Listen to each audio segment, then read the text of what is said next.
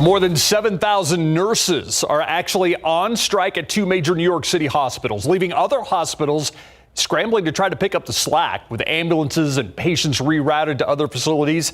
As Ivan Rodriguez reports, hundreds of nurses on the picket line say one of the reasons for the strike is staffing shortages, which are causing widespread burnout. The nurses united will never be defeated. After negotiations with two major hospital organizations in New York City failed, more than 7,000 nurses are on strike. This is not about the nurses, it's not about us. We are trying to fight for our patients. The two hospitals at the center of negotiations, Mount Sinai and Montefiore. Although the union agreed to similar pay raises at other hospitals, it says its major complaint is nurses being overworked and understaffed after years of battling COVID-19. It was never about wages. It was always about safe patient care. And Mount Sinai know that what we need from them is proper nurse-to-patient ratios, is proper enforcement for staffing. Until a deal can be reached, ambulances and patients are being rerouted to other hospitals and NICU babies are being sent to other locations. Some elective procedures have also been postponed. Imagine anticipating something, whether it's starting, your chemo or continuing it for oncology or a cardiac surgery or anything like that. I think that, even when we have time to get some sleep, that's what keeps us awake. Although they say they'd rather be inside helping their patients, nurses vow to remain on the picket line until a deal is reached. If you see nurses outside, there's something wrong inside the building. So that's why it's enough is enough. We have to be outside. I'm Ivan Rodriguez reporting. News around America now. The highest court in the land won't be hearing a case alleging election fraud in the 2020 election. The so-called long shot case filed by a man in Utah sought to have hundreds of elected officials removed from office, including President Joe Biden and Vice President Kamala Harris. Lower courts dismissed the case for various reasons, including a lack of jurisdiction. In November, the U.S. Solicitor General waived the government's right to respond to the matter. It's taken more than 6 months, but the investigation into former President Donald Trump's efforts to overturn the 2020 election in Georgia has been completed by a special grand jury there. Now, special grand juries in Georgia cannot issue indictments, but the panel has written a final report on whether Fulton County District Attorney Fannie Willis should pursue charges. It's also recommended that report be published. A hearing is scheduled for January 24th to discuss whether to make the final report public. The 23-person special grand jury seated in May of 2020 with the power to subpoena witnesses.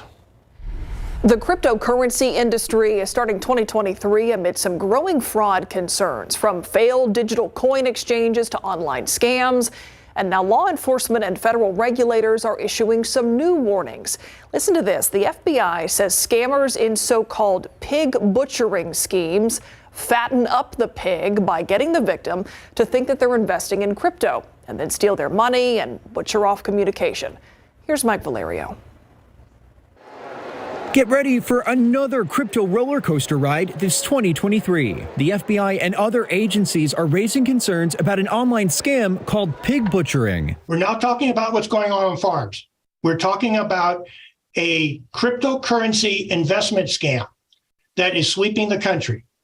It is costing Americans billions of dollars in losses. Authorities are urging you to be careful when getting random texts or messages through social media with invitations to start investing in cryptocurrencies. When you finally ask for your money, guess what? Your friend has disappeared.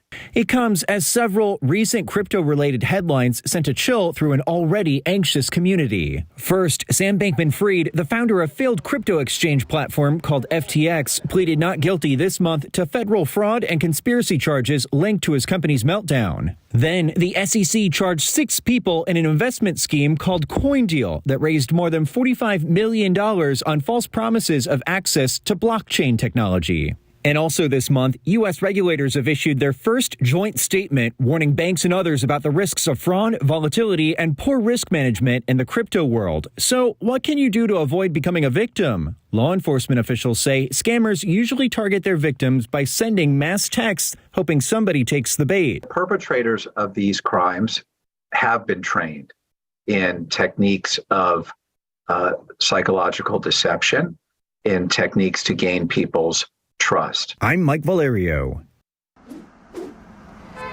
Let's take a look at traffic out there right now. Not too much to look at on the roads this evening as we finish the first day of the work week. Smooth sailing here at 410 and Ingram, but some commutes could be affected by road construction to come. The potential trouble spots next.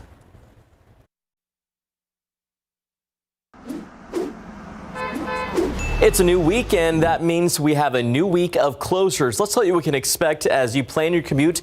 Right now, we do have some work that's been taking place off of Wurzbach Parkway. Roadway improvement. It's been happening for quite a while, but we'll see that work continue from Monday, January 9th up until Tuesday, January 31st. So this is going to take us all the way into February. It begins at 9 in the morning and should wrap at 3 in the afternoon. That's when we will see some alternating lane and ramp closures in both directions from Blanco Road to Thousand Oaks. Then on Tuesday, over on I-10 on the east side of Bexar County, road work will continue. It does begin at 8 in the morning and should wrap hopefully at 5 in the afternoon. So it will be a busy time for drivers and TxDOT crews. Expect to see a full closure of the eastbound frontage road from Cibolo Creek to Zoll Road. All right, one last jump here at Loop 410 on the northeast side of San Antonio. Drilling work will continue. Now, this will begin on Wednesday, January 11th and wrap on Friday, January the 13th.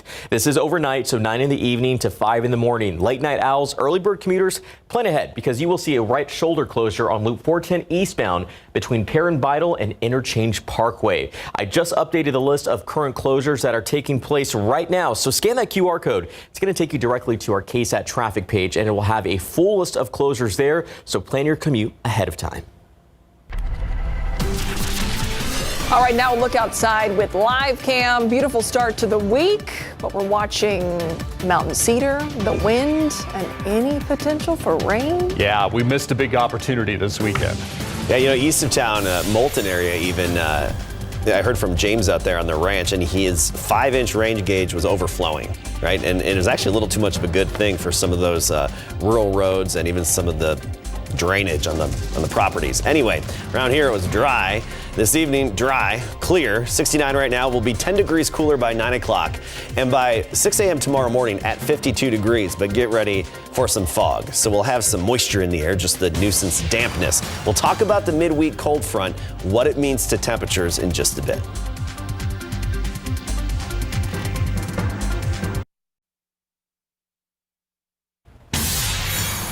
The Kansas City Zoo has a new addition that isn't just cute, it's a pretty big deal. A baby rhinoceros. According to the zoo's Facebook page, the critically endangered eastern black rhino calf made its debut on New Year's Eve. Yeah, they're on the bit of a horns of a dilemma, though. We don't know the gender yet. They're going to find out when a neonatal exam is done on this little guy or gal in the next few weeks. The zoo says once they know the calf's gender, they're going to welcome visitors to help choose a name. There are only about 740 black rhinos left in the wild. That's the move these days. You let people choose the name. Yeah. In the buzz, the networking site LinkedIn is getting more user attention thanks in part to recent layoffs in the media and tech industries. Last year, the LinkedIn mobile app was downloaded 58 million times. That's up 10% from the previous year, according to research firm Sensor Tower. LinkedIn says it has seen record engagement among its 875 million members. Are you on LinkedIn? I am not, actually. I am, but I don't know the password. It really. I know the password. On top of that, it's Myra. By the way, there were 22% more posts in November mentioning open to work compared to the prior year. All of this engagement has been good for business. LinkedIn saw a 17% year-over-year revenue growth in the 3 months that ended in September. You wouldn't be alone if you didn't know the password. That's me half the time. There is quite the outrage on social media over a popular pasta going the way of the, it's going by. Ronzoni has announced its tiny star-shaped pastina would be discontinued this month. I didn't know that these little stars had an actual name. The pasta has been a fan favorite for a very long time, showing up in a lot of soups. Yeah, according to Ronzoni, the decision to discontinue pastina was made after its long-term supplier said it would no longer be able to make the pasta. The company couldn't find another solution. There is so much dismay. There are petitions for Ronzoni to keep pastina.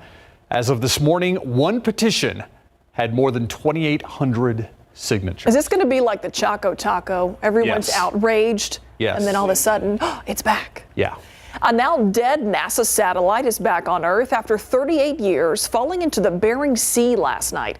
The Earth Radiation Budget satellite, launched in 1984 aboard Space Shuttle Challenger, worked for 21 years, then orbited the globe for another 17.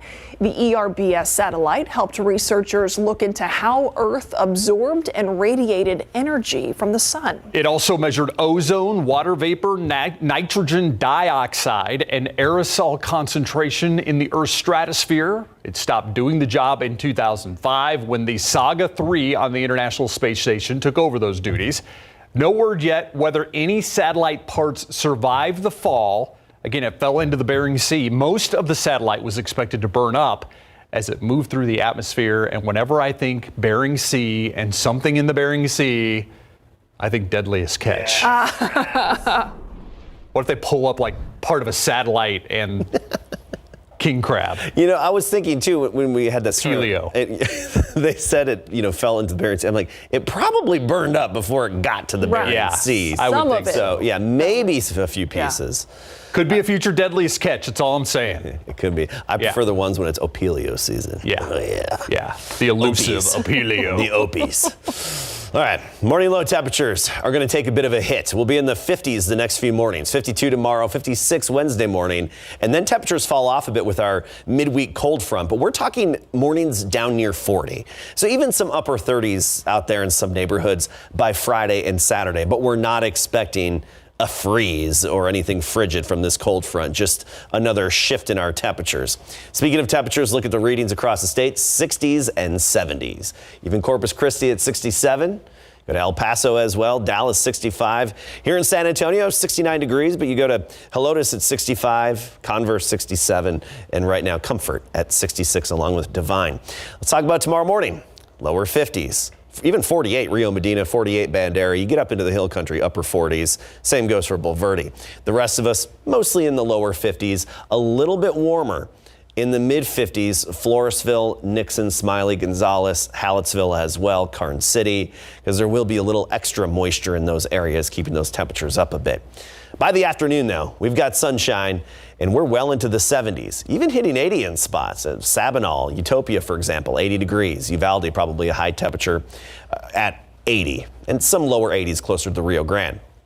Wednesday, 80, that's the forecast here in San Antonio, but then the cold front hits, and those temperatures drop. They go from 80 on Wednesday down into the 60s for highs Thursday, Friday, and Saturday, about 67, 68, which is still above average for this time of year. Notice the average at 63. All right, let's talk moisture, and really lack thereof around here.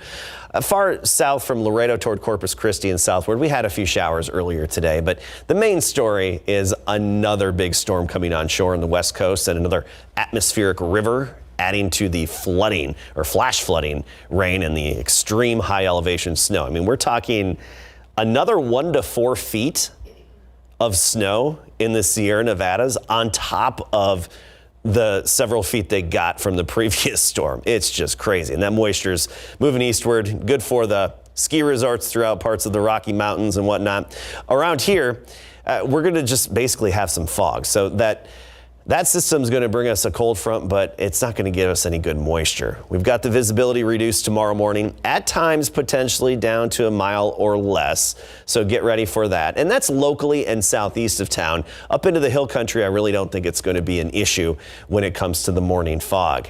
Here's our future cast then going forward. Wednesday, we'll have another foggy day.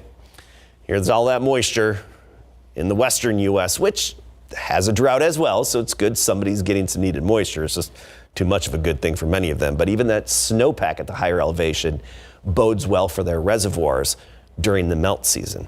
Anyway, back to this low pressure system that will be developing a cold front in the plains. It's going to have some moisture around it, but not far south down here. So unfortunately, we're looking dry. No chance of rain, 0% for the days ahead.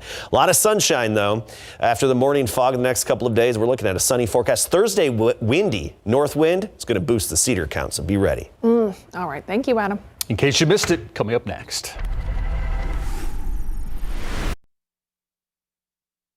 Here's today's In Case You Missed It. This Monday, it's January 9th. A 20-year-old woman and her 10 and 17-year-old brothers. They were on their way to pick up medicine for their mother when another driver T-boned their car. Happened around 10 last night on Thousand Oaks near Perrin Beitel.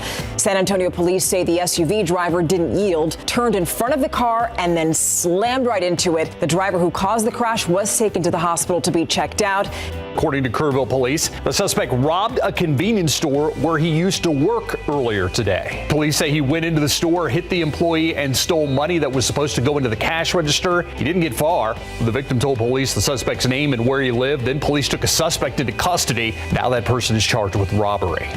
The National Highway Traffic Safety Administration is questioning a tweet from a blogger that CEO Elon Musk responded to. The blogger claimed that Tesla owners should be allowed to disable a reminder to keep their hands on the wheel after driving for 10,000 miles. Now, Musk responded with, quote, agreed. Update coming up in January. Now, this is significant because NHTSA is already investigating Tesla for its autopilot system that's hit pedestrians and first responders.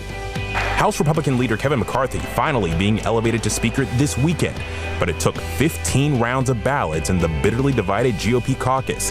Now McCarthy faces his next challenge, keeping everyone in his caucus on the same page as they try to govern, even those that didn't want him as Speaker. This is Peacock Alley, just off of Broadway. Members of the community are invited to share their ideas and concepts for Peacock Alley. Selected alley artists will receive grant funds to make their dreams a reality for the 2022 Spring Series.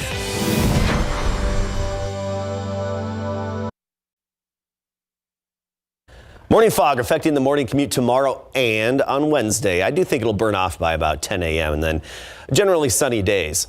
The cold front hits Wednesday night. That's really going to kick up the wind on Thursday. So expect the mountain cedar count to climb and jump with that north wind on Thursday. Unfortunately, though, no rain. All right, we'll keep waiting. Thanks, Adam. And thank you for watching the news at 6. See you back here on the Night Beat at 10.